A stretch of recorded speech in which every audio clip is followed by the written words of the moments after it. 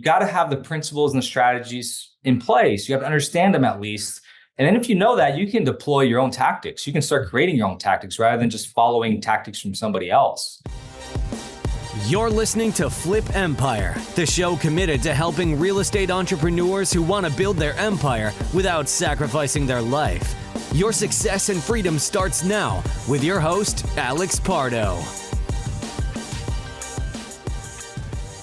This is episode 741, and today I have a copywriting and marketing expert that I'll be interviewing on today's masterclass here. So I'm going to be interviewing, as you're about to hear, Paul Do Campo, who started in 2016 as a wholesaler. He was also flipping mobile homes. He got into some land notes, and that's when he kind of discovered his love and his expertise for copywriting and marketing, where he landed his first client in 2017, my good friends over at Carrot, Trevor Mock and crew.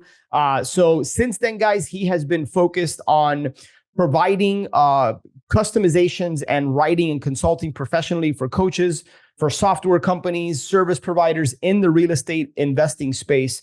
And really what he's focusing on and what he's done today is he's merged his expertise in copywriting and marketing.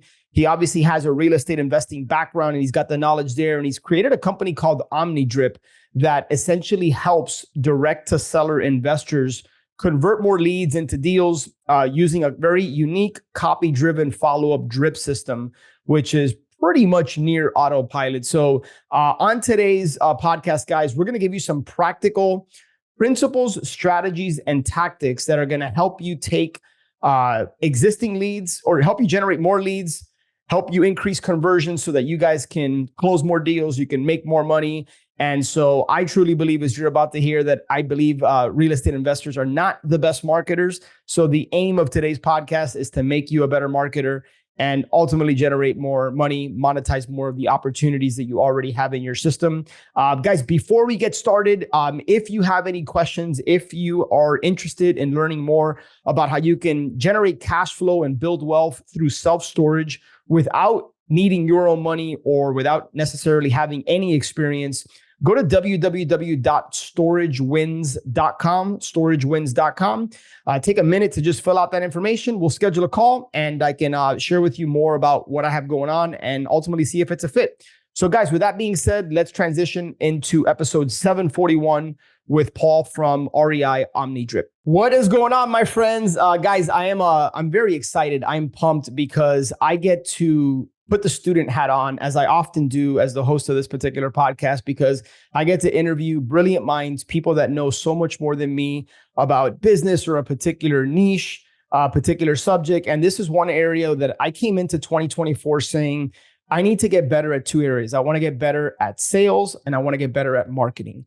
And so I hired a sales coach. I've been working in that area and I've been consuming and reading more marketing books, right? Like guys like Alex Hormozy, and a mutual friend, a friend of mine introduced me to another gentleman who's a good friend of his, a gentleman by the name of Paul Do Campo. And the guy is an absolute stud when it comes to copywriting, when it comes to marketing, when it comes to how do you leverage words to generate more leads, increase conversions, which ultimately, guys, is going to lead to more deals and make more money, which I think was what most people want that are listening to a podcast like this. So I have some very specific questions I want to ask Paul about copywriting. And just know that I want you to lean into an episode like this because the goal here is to deliver nuggets that you guys can implement in your business to, again, generate more leads, increase conversions, which is going to lead to more deals and more money.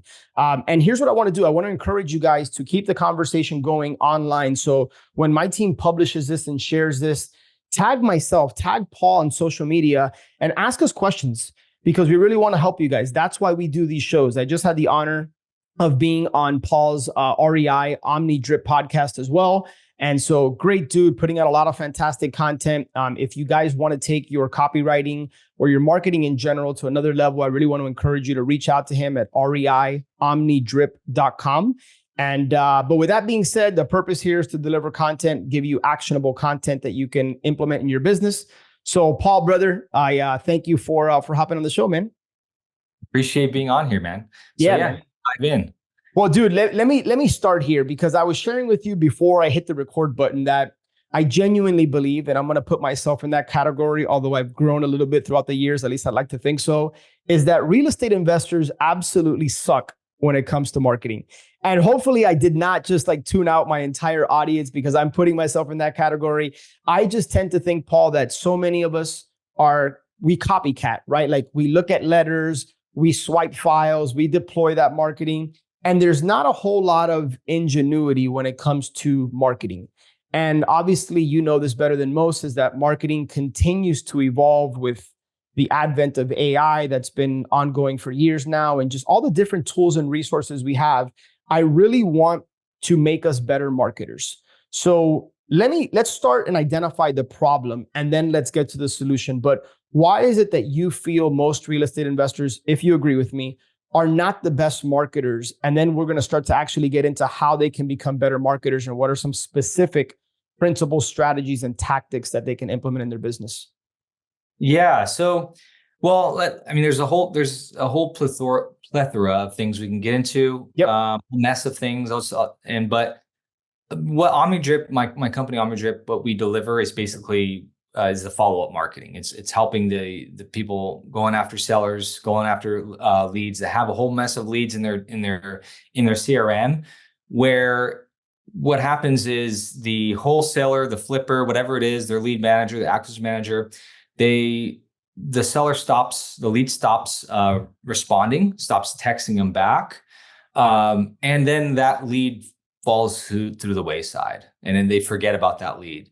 Maybe they put a manual task later, one or two, and they forget about it. And then what happens is the majority, and that's the majority of seller leads, those majority of leads then end up selling with somebody else. I mean, so, you know, as long as you're doing like good quality lead generation, you know, you're doing all that. It's not just crap, junk leads.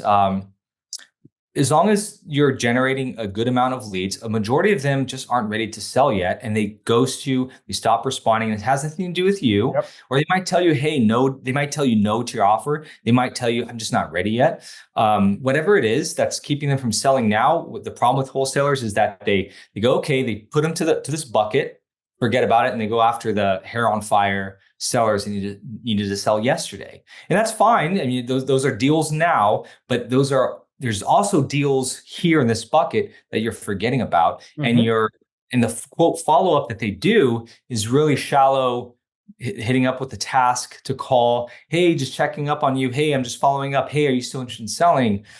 They may use drip sequences, but those drip sequences weren't written by a marketer or copywriter. And there's a whole lot of problems we can dive into. And well, so that's what basically what OmniDrip does is we create this semi-custom drip system for them that puts a seller in the right place, so we can continue following up with that person until they tell you no, until they sell with you or whatever it is. So so that's essentially what we do, is mainly the follow-up marketing. So I mean, we could spend hours and hours talking about all the different copywriting avenues, the direct mail, the ads and all that, but OmniDrip is kind of what we focus on, because that's the biggest hidden opportunity. Now a lot of guys are good at the lead generation. They're cold calling. They got a team of cold callers. They're playing the numbers game. They're hitting it hard. They're generating it, but the hidden gaps, the hidden opportunities are those leads they generated, and they're only converting 5 or less percent of them. When they can when adding maybe an extra point of conversion, or 2 or 3 or even 5. Huge on the bottom line, without the extra work, without having to hire more manpower to, you know, so that's what the hidden opportunity is as a copywriter, as a marketer. And I'm going to ask you some questions to dive further into those hidden opportunities, and so that people can actually walk away with some actionable content here. But I think what I find fascinating, brother, is that I always hear about real estate investors trying to find the shiny object, the latest and greatest marketing strategy, what's working now. I'm part of a number of masterminds, and oftentimes the conversation is, hey, what are you doing for marketing? What's working? What's not working? And yet I think what's right hidden in plain sight is that you have leads in your CRM. You have deals that you're not currently monetizing because you don't have a drip sequence or a follow-up email campaign, and you're not really maximizing the opportunities that you have right in front of you to monetize, right? And the most expensive lead, I believe, Paul, is the one you don't have, right? So you've already spent hard-earned money to generate leads. So what So what Paul's going to share with you guys is how you can go back to your CRM, regardless of what you're using, and monetize the opportunities that you've forgotten about, that you haven't followed up with.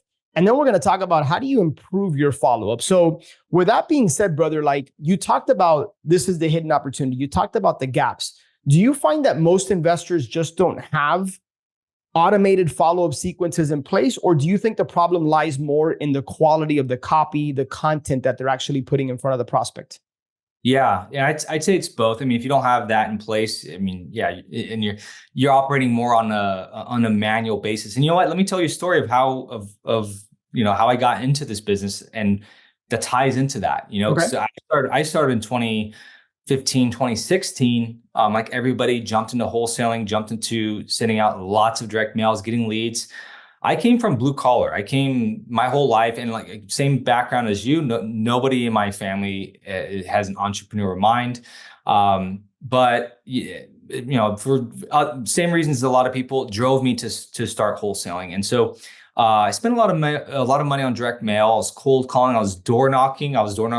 Knocking in like gang infested areas. Actually, they're just getting chased down by some gangbangers. Ouch. And yeah. It's a fun story, but well, dude, we at some point we got to carve out some time to hear that story. Okay, yeah, we can get into it. But basically, I started off door knocking, foreclosures and probate leads, the executor homes, the heirs. We have our list, and we just hit up every weekend, hit up those houses. There's probably better ways to do it now that I'm thinking about it. I was like, this game is a volume game, and if I'm hitting up 10 houses, this is on a side note. It's probably a tip for a lot of people that are struggling for deals.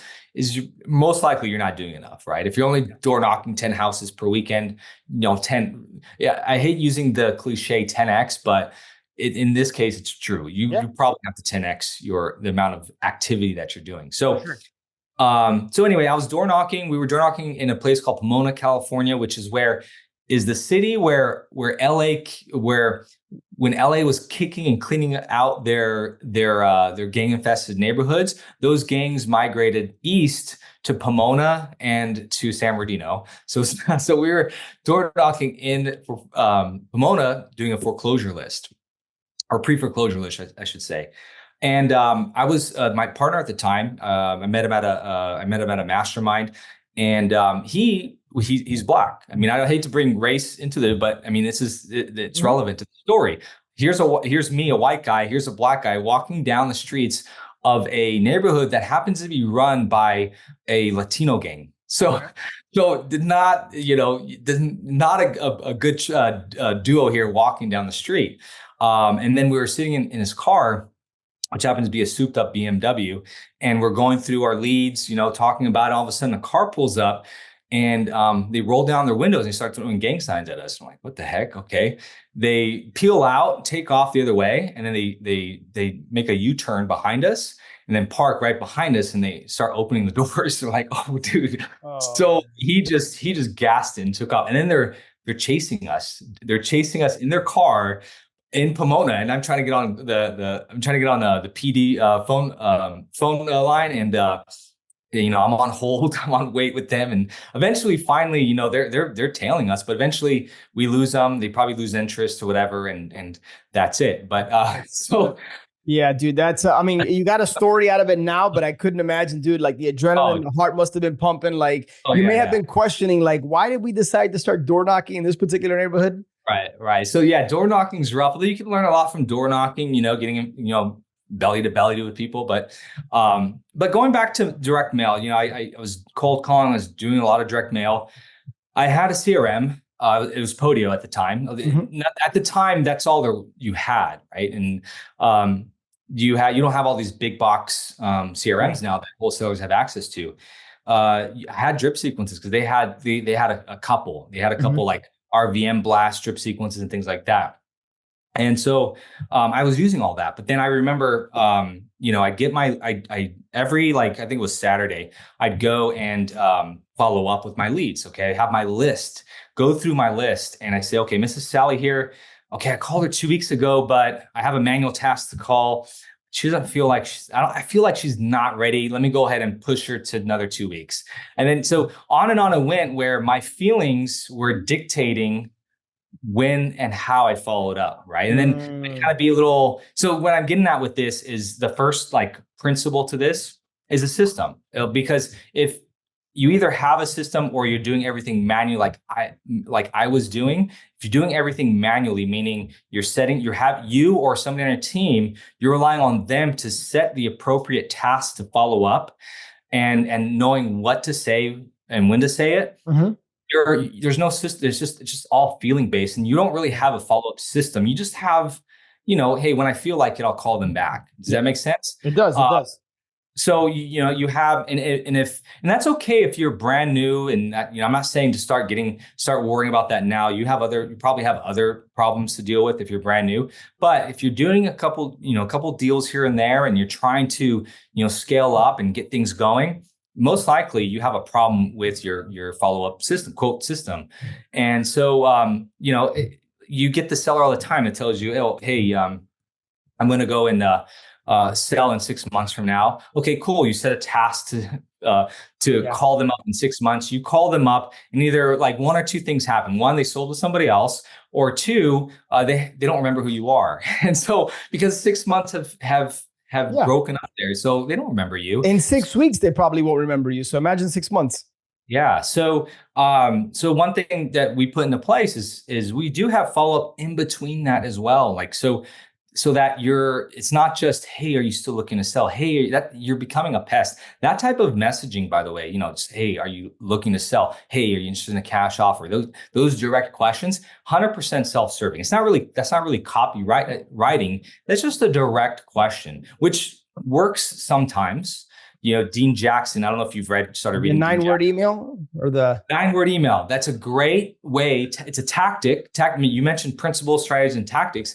It's a great tactic to try and get people to, revive people again, to see if they're still interested, right? Yeah. But you can use that over and over and over. That's right. That's right.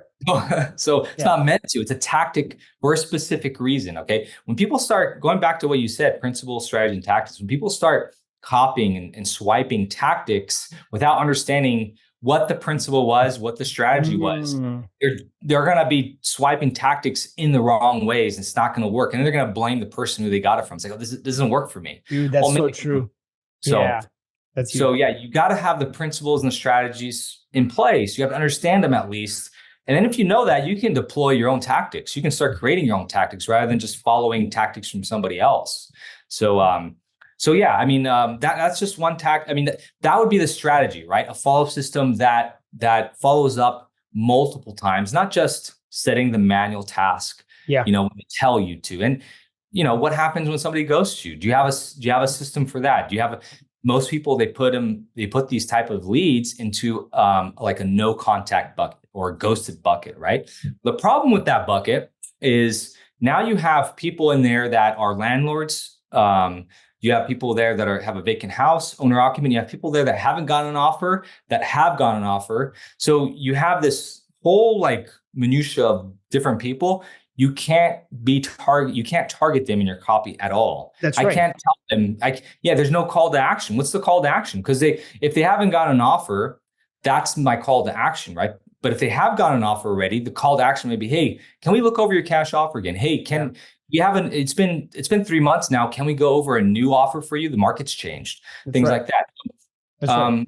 So having everybody all in one bucket, you can't say anything but, are you still interested in selling? Right? It's more of a general top of the funnel type of message versus if we're talking to somebody who's going through probate versus through somebody who's going through a divorce, it's different messaging, right? It's a different tone and the copy is different. But to your point, Paul, if you're just putting all your motivated seller leads in quotes in one bucket, your message has to be more general and vague. Hey, we're gonna offer cash and pay on your timeline, which is all the boring, crappy copy that I see most real estate investors, even to this day, still use. That's what you're saying, right?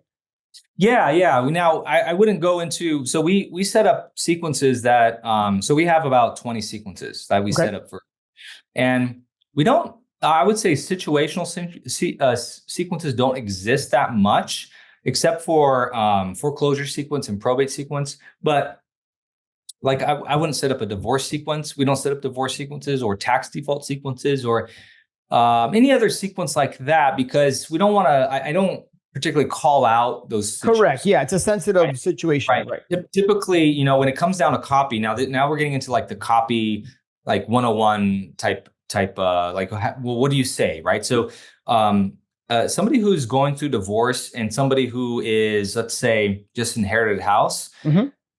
the problems, they have deep problems that are very different, but the solution of an offer pretty similar, right? So the solutions are going to be the hassle. You're solving the hassle of a house, the unwanted house, right? Getting the quick sale. So what I instead for my sequences is we break it into the pipeline. So meaning from, what happens when a lead enters in your CRM? Okay, that's probably like that's top of funnel. That's they called in or they filled out a form. Well, that's two of our first sequences there. Then from there you have appointment booked. Then you have missed appointment. Then if they missed the appointment, then you have no appointment, no offer. Meaning, hey, they said either they're not ready yet or they ghosted you, anywhere in between here, right? Then you have, hey, they received your offer, but they said no. And then any one of those, I break up into vacant house, owner occupant, and landlord, because then I can start like leveraging the different pain points, right? If it's a landlord, I can start talking about the actual benefits of our cash offer for a landlord, meaning, hey, we can buy with your tenants in place. Hey, you don't have to make any of those repair things. All the little problems I can address within the copy of the messaging, the emails or the auto text messages. Got it. So, Paul, one question that's bouncing around in my head, brother, that I'm curious how you handle is, like let's say you put somebody in a particular follow-up sequence or drip campaign that is for somebody who's ghosted you, right? And all of a sudden they get in contact with you, you have a conversation and you've realized that, hey, they're a burnt out landlord. Are you able to, in your system, or how is it that you automatically stop the non-follow-up drip sequence and put them into like now the landlord burnt out sequence as an example? Yeah, well, I mean, if you, the whole point of the drip sequence is to get them to re-engage with you again, right? Mm-hmm. That's the point. Well, I mean, that's not the whole. I mean, that is the point, but there's branding, there's credibility, there's trust building. Something we didn't talk about. Exactly. Right? It's trust. We're trying to build trust. A lot of investors forget that. I think when you look at their branding, they forget like the number one factor for somebody to make a decision is trust. Dude, bottom 100%. line.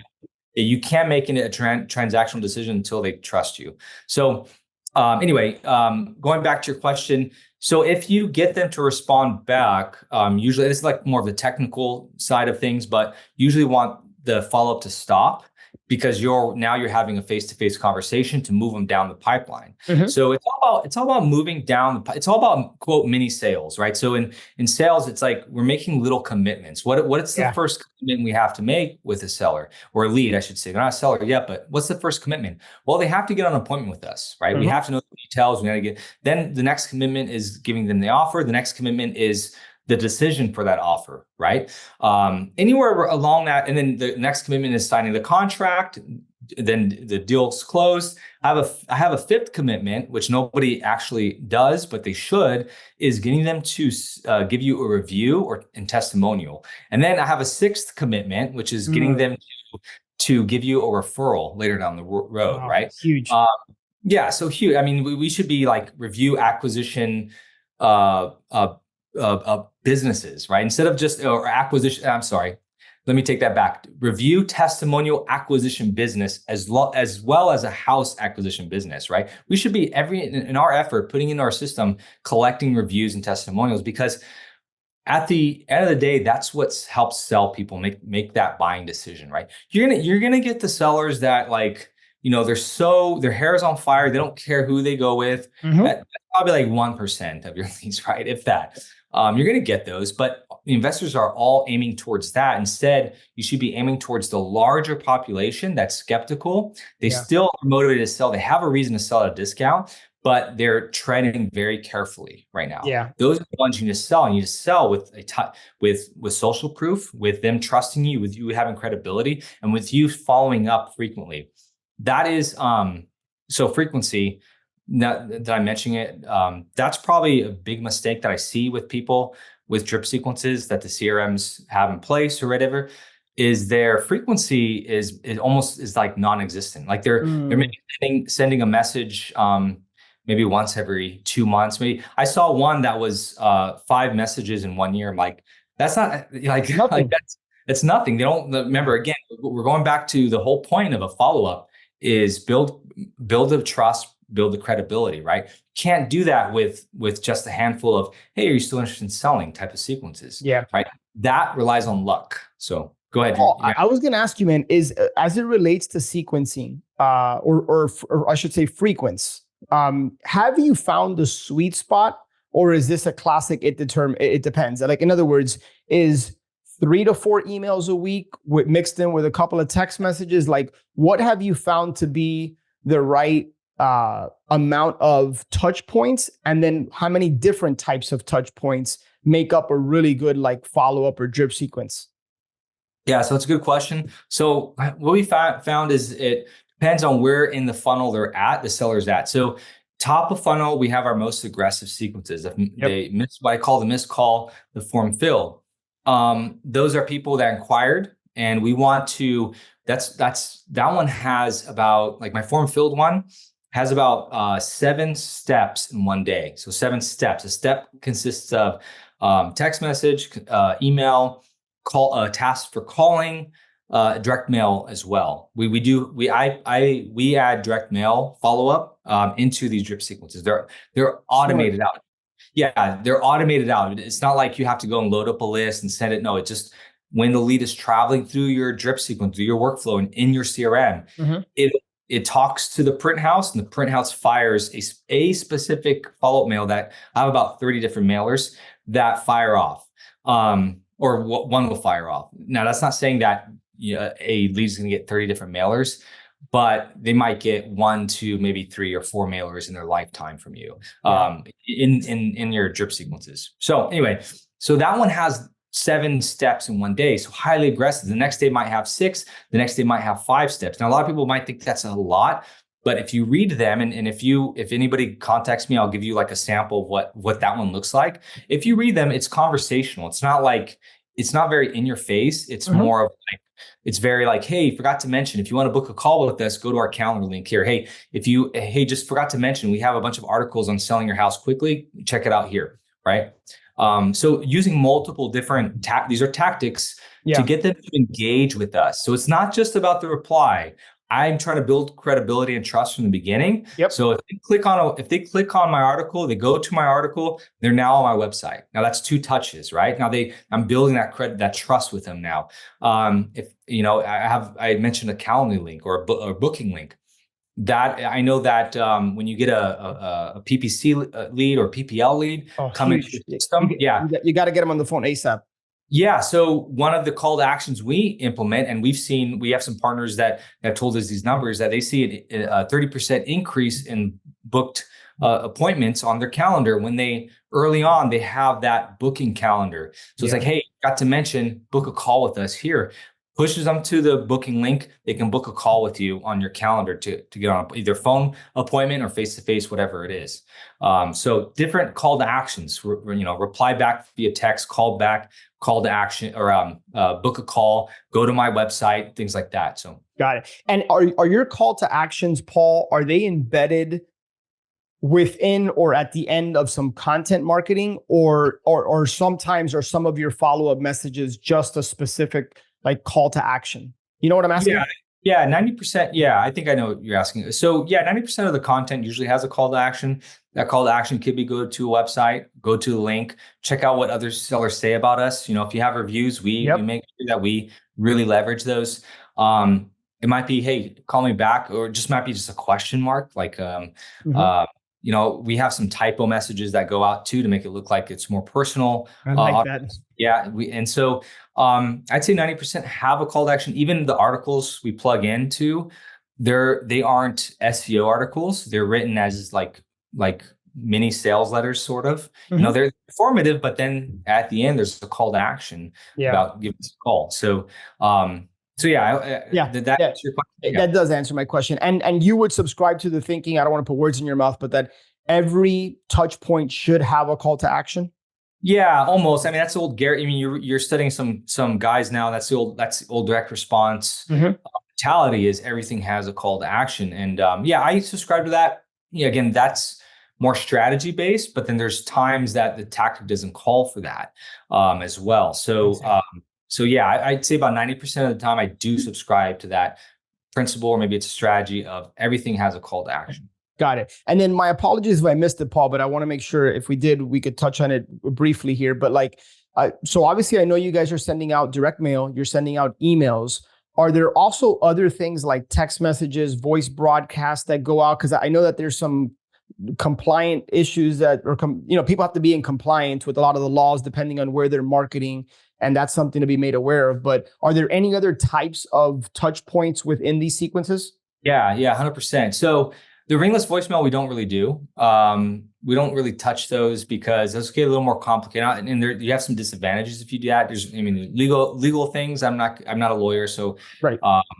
And so, but then there's the other aspect on a marketing side of point. I don't like using RVMs, or ringless voicemail, because you are limiting the pool of people who are going to actually listen to it. So I do tasks for calling, and so as you put somebody into a lead, or as you put a lead into a sequence, mix depending on what sequence it is, of emails, SMS, and tasks to call. There's other tasks too. I'll get into that, but tasks to call. Those tasks are going to have instructions. I'm going to tell your lead manager, your acquisition manager, or you, call this lead, then text this lead.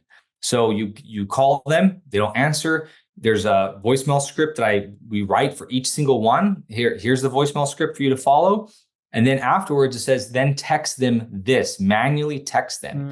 So imagine you're managing these leads, and then you get a task and it says, hey, call and text this lead. And you're like, okay, you log in, you see the lead. Okay, it's Mrs. Sally. Okay, let me go ahead and give her a call with the voicemail script or framework. Think of it as a framework that Paul left me here. You call, they don't answer, you leave them a voicemail, and then you copy and paste that text and send it. Hey, just letting you know, I just sent you a text message about your property. Can you check it out? So something that effect. There's different manual text, but the point of that is that's 3 touches, right? So now you have a missed call notification on your phone. If you're the seller, you get a missed call notification, you get a voicemail notification, and then you get a text message about it. Yeah. So there is, when I log into clients' accounts and CRMs to see, okay, what's working, what's not working. I'll pull out we'll look at deals made through these sequences. And then I'll look at the average amount of touches. Some CRMs are really good about this, and they tell you how many touches does it take for this deal to be closed. I'm seeing numbers of 70, 60, 80. I saw one the other day of 180 touches to close a deal. Wow. Okay? What happened, dude? What happened to back in the day when I always read in the Dan Kennedy books or some of these other like famous marketers that it usually takes 6, 7, 8, 9 touch points to get a deal. Now it's like 10x. That is what I'm hearing from you. Well, yeah, but that is for lead generation. So that's for lead generation, because, and you should only keep it at that much, because I mean, lead generation is expensive. You're in wholesaling, you're paying $150 to $300 per lead. Sometimes there's some people even more. They're $700 per lead. I mean, they're quality leads. It's a lot more. So yeah, you don't want to then get into this whole thing. So I'm talking about the follow-up touch of the people who have been in your system already, which is the cheapest way to follow up. It really is. I mean, you think about like, we talked about lead generation being expensive. You're spending $150 on average or more, $200 per lead to bring that person into your CRM. And it costs you to follow up with them. If you implement direct mail, for example, probably costs you like, an extra $5-10 to follow up with that person. You're adding on to the costs, nothing. So, and then if you have a system that's working in the background, even more so hands off for you, there's still calls you have to make, but I mean, making calls is a lot easier than digging holes. I used to dig a hole. I used to dig holes for a living. So did you really? Yeah, I was I was a pipeline welder. Oh wow, I didn't know that. Natural gas company, yeah. And so I started off though as a laborer, digging the holes and digging 3 foot, 4 foot depth holes and laying pipe. And then I went into became an excavator. So I was actually running the backhoe, and then became a pipeline welder, running a crew. So I quit that back about 3 years ago. I stopped doing that for freedom. Yeah. So that's another whole part of my story. But yeah. Interesting, man. Good for you. Good for you, brother. Well, as we start to kind of wind down here, Paul, like one of the things that I always remember from Dan Kennedy is he always talks about like, we need to enter the conversation that our prospects are having at that time. And I think one of the value that your service provides is that you're setting up basically what sounds to me like done for you auto drip campaigns and sequences that are going to work when people are not working. Right. And I think part of the challenge with having these types of systems is that people either don't make the time to create them, they don't have the competency or the expertise to know what to say. And then it all requires on them to remember, or when they feel like following up. And to your point early in the conversation, that's not a system. It might be a system, but it's a terrible system, right? It's one that's inconsistent, that's not going to lead to consistent, predictable, reliable results. For people that want to reach out to you, but I want to address 2 parts. Where can people reach out to you and connect with you if they see the value in bringing in someone like you, a service where it sounds like it's you kind of get to know them, their business, and then you create custom messaging in a sequence format, and then kind of help install or implement that in their business? Is that right? Yeah. So, well, first off, they can reach me at reiomnidrip.com. They can get the samples right there. They can book a call with me. Okay. I have a demo and I have samples of somewhat we deliver. And it is, I call it semi-custom. If I say it's custom, that means I'm there writing for them 100% of the time. I've implemented software where they get when they order with me, I get with them. It's me. We do a little onboarding to get to know their business, make sure things aren't clashing with the way they may already have processes in place. I want to make sure that's still in place, and that we're just adding on and then they fill out a form that tells us a little bit about their business. I want to make sure that, hey, if they're face to face 100% of the time with sellers, we want to make sure the messaging matches that, right? That's one of the worst things that's why copying other people's templates, it works against you, because for one, you either have to go through every single one and make sure that doesn't say anything like, hey, so if let's just say you're 100% on the phone type of wholesaler, and it says something, hey, let's meet at I'm in the neighborhood, I want to meet up at your house for an offer. That makes no sense. You do 100%, right? So you have to go through every single one, make sure it jives with you, or you're using 100% generic, which doesn't do anything. That's why a lot of people say drip sequences don't work, because they're using sequences that weren't built, that people didn't pre-think about this stuff, and they're not copywriters and not marketers. So that's right. So we try to fit the messaging with them. We have hundreds and hundreds of messages. It takes just I've been creating a little more like SOPs and stuff within our business, and getting like some KPIs. And it takes us about 10 to 15 hours to actually install this content into somebody's CRM and website, because it's a ton of content. Right. So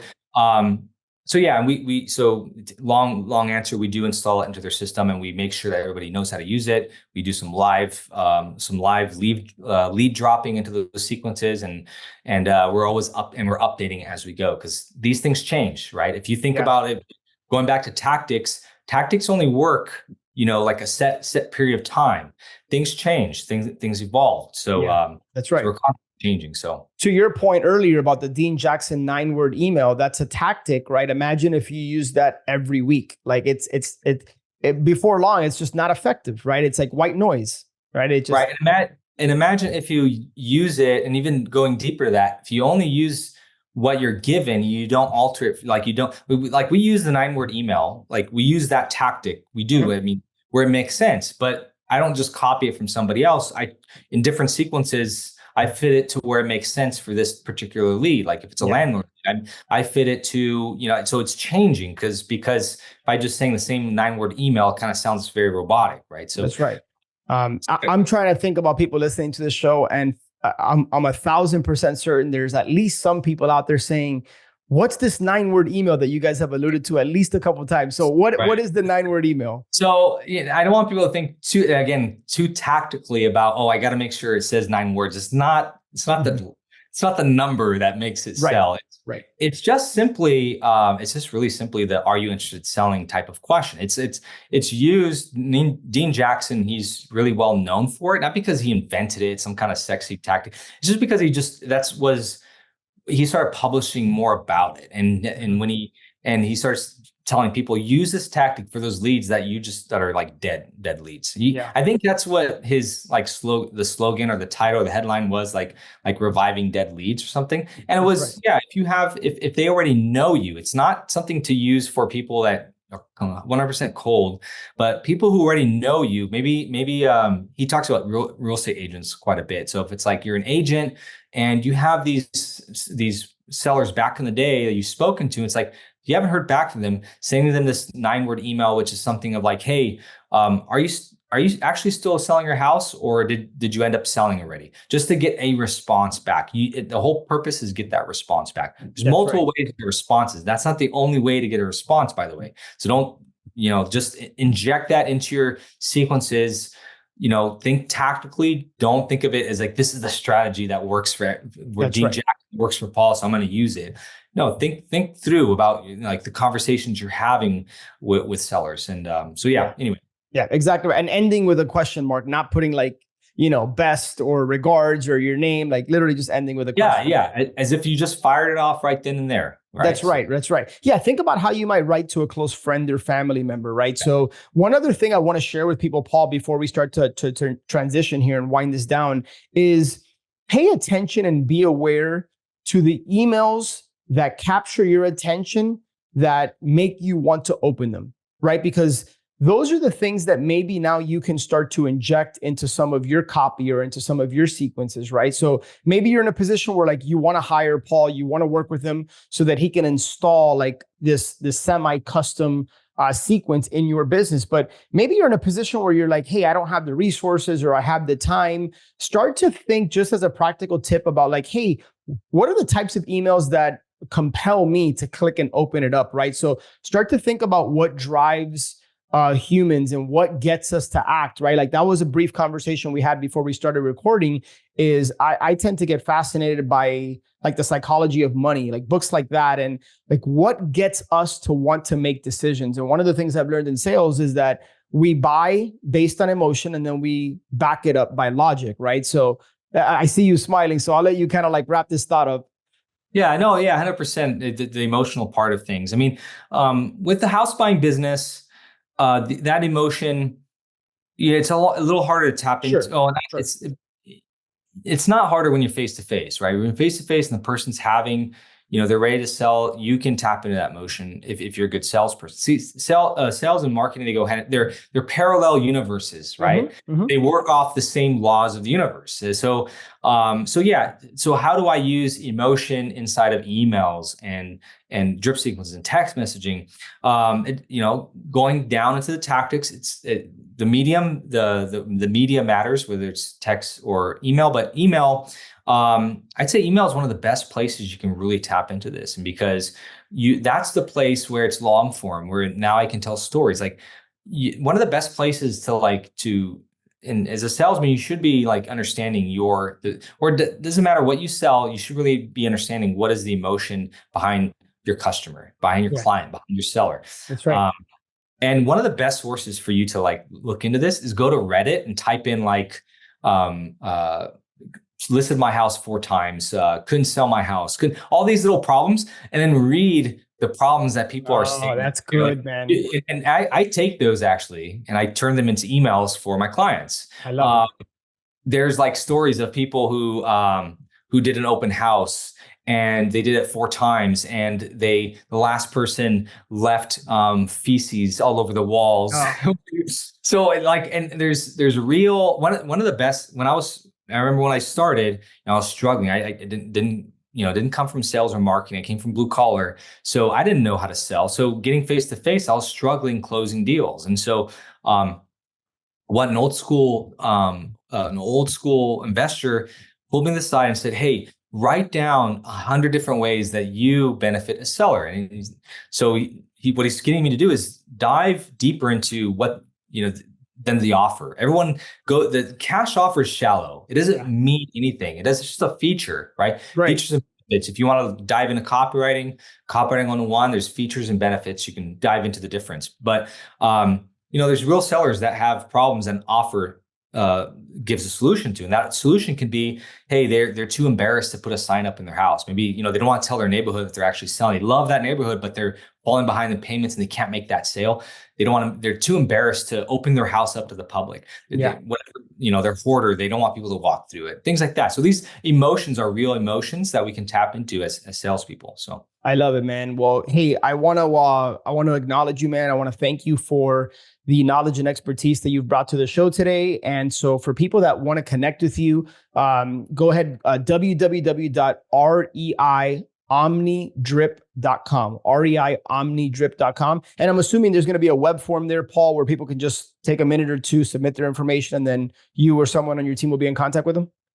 Yep. They can book a call with me right there on my website, or they can download some samples. So, yep. Okay, fantastic, guys. And by the way, even if you're maybe not interested in working with Paul, but you want to see some of those samples, reach out to him, have a conversation, get access to some of those resources. Potentially, that could be something that you can piggyback off of if you have the time and you have the energy to go ahead and put this together yourself. So guys, with that said, really want to thank you and appreciate you for spending your time with us. The way that you can repay us, guys, is speed of implementation, right? So take something that you learn from what Paul shared today, implement it in your business, because we do this because we want to help. We want to see you guys prosper and succeed in your business. So anything that we can do to further those goals or to support you in any way, please reach out, let us know. And then make sure that you're subscribed to the Flip Empire show so that you're notified every single Monday morning when new shows get released. So thank you guys so much. And I look forward to connecting with you on the next one. Take care, Paul. All right, my friend, I hope you enjoyed that Flip Empire episode and got a lot of value out of it. Make sure to check the show notes page for any resources that were mentioned. And speaking of resources, honestly, I don't think I've done the best job of sharing with you my top curated, highly recommended tools and resources that I use in my business or have used in my business. In some cases, these are affiliate relationships with people that I highly trust and respect. And I know these tools and resources can help you and your business go to the next level.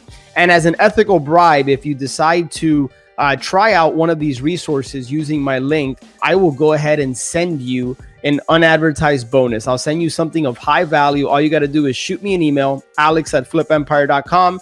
Go ahead and let me know that you tried out this resource, and however I can help you getting started with that. Chances are that I know it very, very well and currently use it or have used it. So make sure to check that out, flipempire.com/resources. And if I can be of help or service to you in any way, just shoot me an email, alex@flipempire.com, and I will do anything I can for you. Have an amazing day, and I'll catch you on the next show.